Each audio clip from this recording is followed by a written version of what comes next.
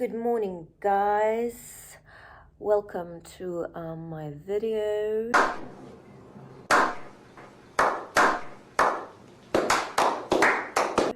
And say hello to my crusty morning hair. But you know, it's a look. It's definitely like a look that I'm going for. And today I'm going to discuss, I actually want to bring up a topic of quitting Instagram nearly a year ago and my experience with it. So I used to have an Instagram account like many other people on this planet. I used to watch other people have Instagram. I used to be obsessed with reels. Like each evening I would spend about like 40 minutes just like looking at random reels. I used to post things as well. I used to post outfits that I wore, like things that I ate. I used to post things about mythology and psychology because I did do a master's in psychology, and I used to be fascinated with the subconscious and the collective subconscious and the mythological characters in ancient Egypt, ancient Greece, and especially female characters. So sometimes now and then I used to post these things about the characters that I liked, and I used to talk about them and discuss them. I used to spend a lot of time on Instagram. I don't think it's a terrible thing, but each day, you know, you would go through hundreds of images of not only beautiful, half-naked, successful, rich, skinny women, but it was the whole concept or the whole fantasy, the myth of having your life be so aesthetically pleasing and perfect, which applied so much pressure on my daily existence. Like I didn't think, you know, my breakfast was pretty enough, or like my outfit was pretty enough.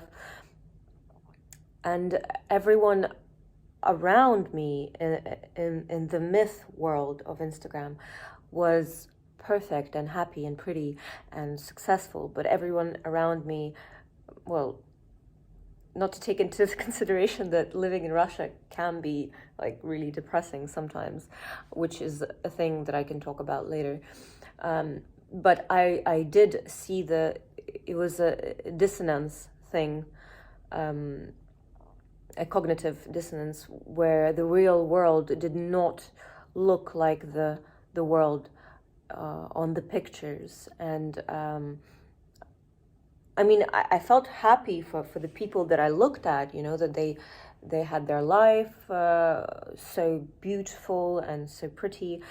But on the other hand, I always had this question: what is the other part of the population doing? Like, how is the rest of the world living? And we're gonna do something about it. It is time to put an end to this. And it was a constant comparison, not even between me and them, but also between the real world that I was looking at and seeing and the world, the fictional, what I call the fictional world of Instagram. And it seemed to me like Instagram was not a place to connect anymore. Like when it was first established, it was about, you know, really experiencing and reflecting life as it is.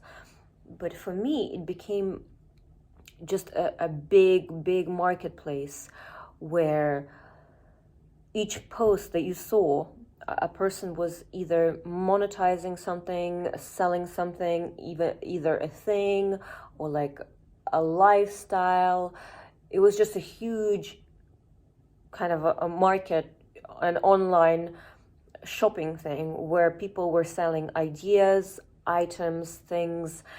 And I felt like it was just like, as for a girl or like a woman, it was quite disturbing to always be bombarded with things that, you know, you had to buy to achieve a certain idea of like womanhood or happiness or success, and certain items of material wealth that would connect you to other people, you know, to their level. Really pretty. Thank you. So you agree? What? I just felt that really, you know, it applied a great deal of pressure. So since I quit, I decided to just go off it. I don't go on it anymore. I have an account, but I don't. Yeah, I have an account because I don't want to delete all the things that I posted before, and maybe one day I can come back to it and reminisce and look at how aesthetic I was, you know. But I do like documenting my life. Like, I think obviously there is a sense of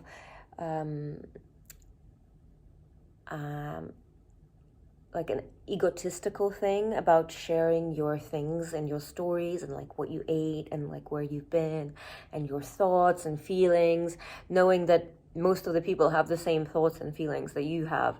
And it's, you know, although you are individual in your own way, pretty much everyone experiences sorrow and happiness in their own way. And, you know, sharing that is not something particularly exceptional. So I decided to start documenting my life on YouTube, not because I am thinking of the people that are watching me, but for myself, so I can come back to it and maybe record my life in a more natural and less staged fashion, which I found was very difficult to do on Instagram. Like, I would obsess over small details, like where I sat, how I looked, like what was my background, what I was doing in a day, how filled my day or how productive my day was. It was just like freaking insane.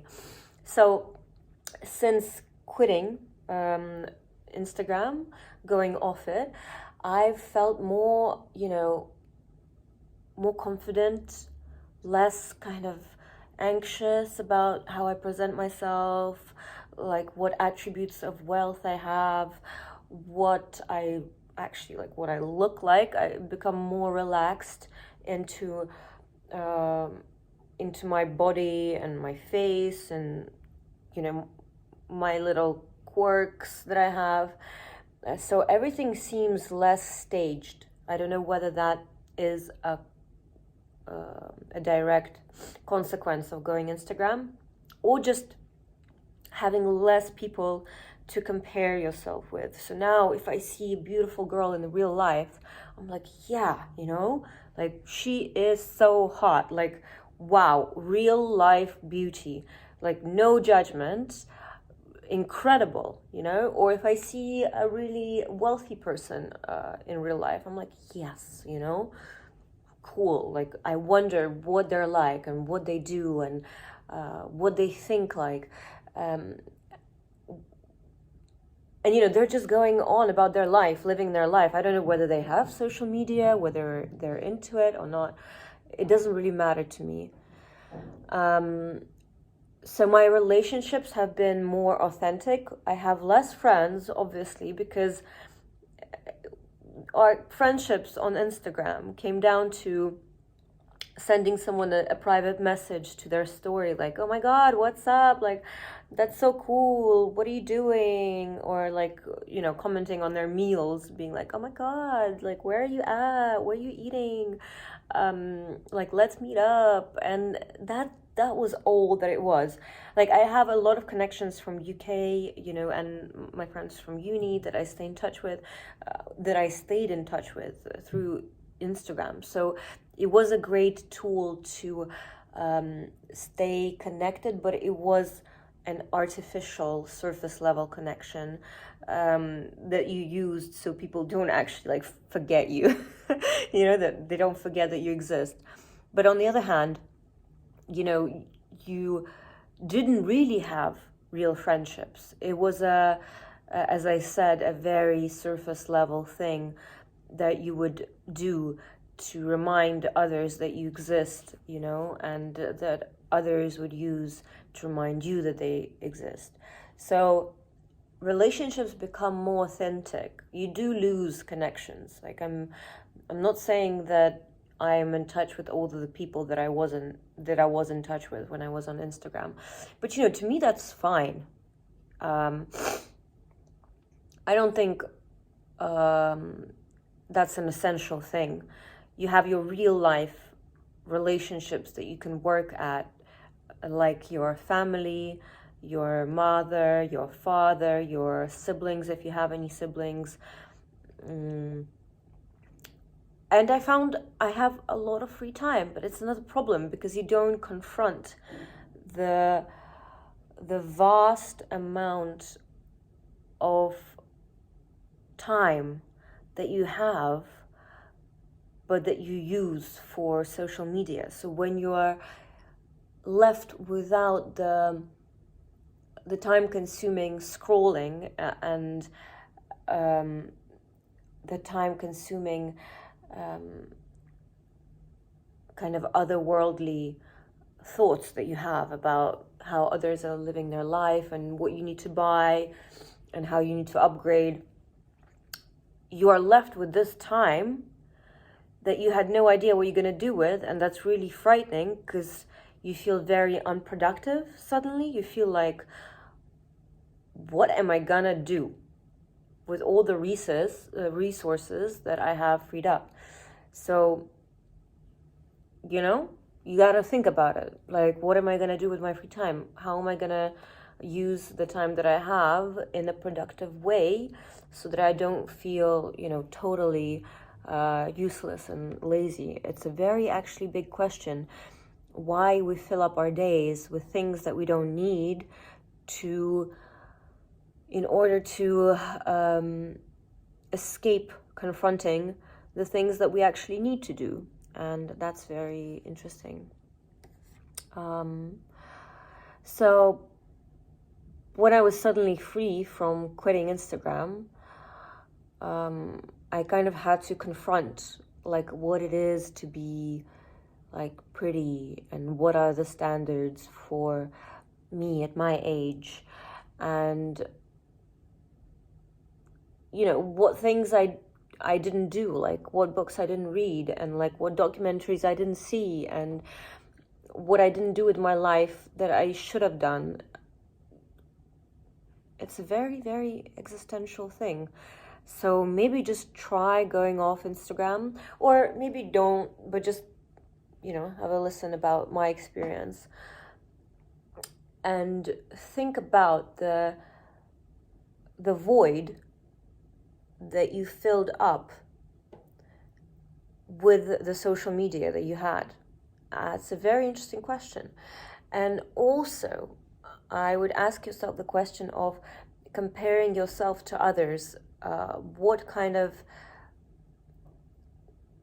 does it bring into your life? Is it positive? Is it negative? Is it toxic? And what you actually want to achieve by comparing yourself to others, and what you feel when you compare yourself to others on social media. So think about that. And I mean, is it the real womanhood of being on Instagram, or is it something constructed to sell us feelings, experiences, material things? I mean, is it really necessary to have your hair, you know, professionally blown out and find the poses to pose in for a picture just to feel that you're worthy or pretty? You know, have a think about that. Thank you for being here. Even if there's none of you being here, I still think it's a very interesting topic.